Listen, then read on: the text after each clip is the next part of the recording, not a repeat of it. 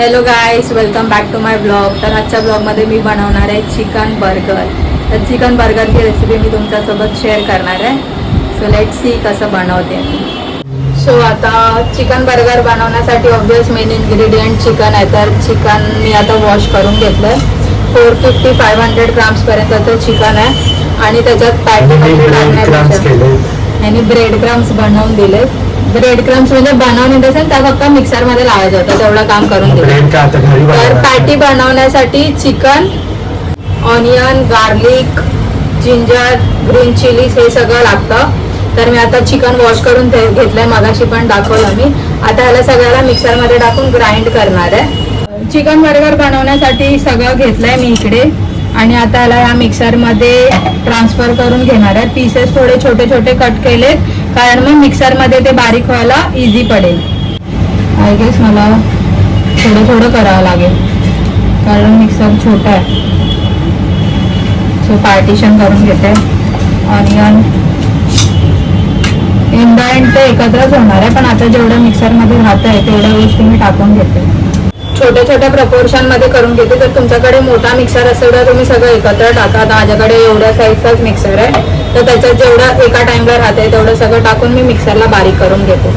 तर आता सगळं चिकनचं मिक्सरला मी लावून घेतलं. हे एवढं असं बारीक करून घ्यायचं आहे. तुम्हाला थ्रेडेड हवा असेल तर तुम्ही लोक त्याला पहिले बॉईल करून मग चॉप करून ते असं थ्रेडवाला करू शकता. आता मी ह्याच्यात टाकणार आहे मसाले आणि एक साईडला मी कढई गरम करायला ठेवली आहे. तर मसाल्यांमध्ये घेतलंय गरम मसाला, धना पावडर, हळद आणि लाल तिखट. हे सगळं टाकून मिक्स करणार आहे आणि मग जोपर्यंत तेल वगैरे गरम होतं तोपर्यंत ह्याला थोडं साईडला ठेवणार, म्हणजे सगळे मसाले ह्याच्यात जे फ्लेवर आणायला. तुम्ही ऑप्शनल ह्याच्यात सीझनिंग पावडर, चिली फ्लेक्स हे सगळं पण टाकू शकता. हाताने मिक्स करायचं असतं, पण थोडं हायजेनिक राहावं म्हणून मी स्पूनने मिक्स करते. आणि असे ऑनियन आणि टॅमॅटोचे स्लायसेस कट करून घ्यायचे कारण ते बर्गरमध्ये टाकायला. आता मी पटापट मिक्स करून घेते आणि ह्याला थोडं रेस्ट करायला ठेवते म्हणजे सगळे मसाले मिक्स होते. सो आता हाताला असं तेल लावून घ्यायचं मस्तपैकी कारण मग ते हाताला चिकटणार ना. आणि मग ह्याचे रोल्स जेवढ्या साईजमध्ये हवे तसं पॅटी बनवायची. आता मी नीट मिक्स केलं नव्हतं म्हणून आता करून घेते कारण ते थोडं मॅरिनेट करायला ठेवलं होतं. सो आता हे बघू शकता कसं हे हाताला जास्त चिटकत पण नाही. फ्राय करायला हे पॅटी फ्राय करायला ब्रेड क्रम्स आणि एग घेतलं आहे मी. एगमध्ये डिप करून मग ब्रेड क्रम्समध्ये टाकून मग फ्राय करणार त्याला.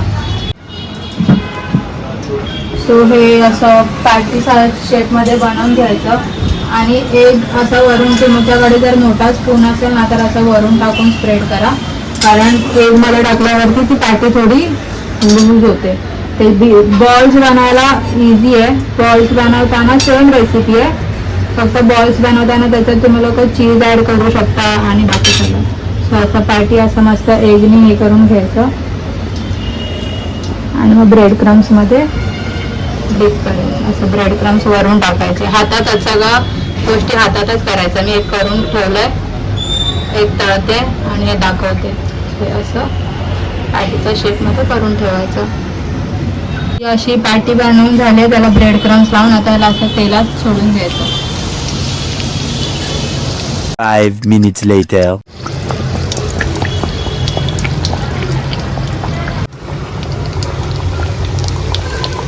पॅटी वगैरे तळून घेतली आहे आणि आपण पण असे मस्त गरम करून घेतले. आता आपण ह्याला बर्गर बनवणार. पॅटी वगैरे फ्राय करून झाल्यानंतर it's time to garnish the burger.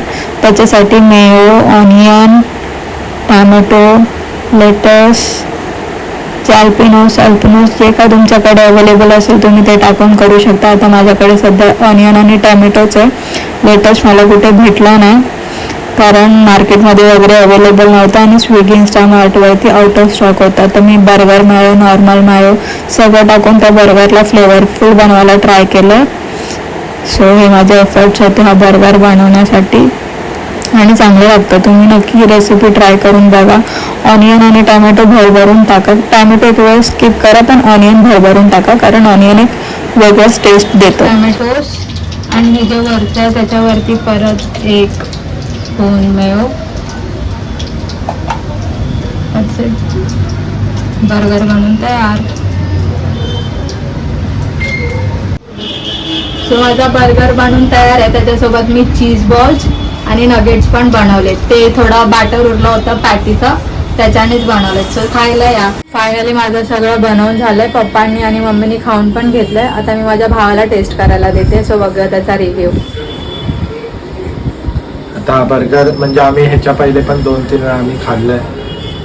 फक्त ह्याच्यात लिटर्स मिसिंग आहे. करतो.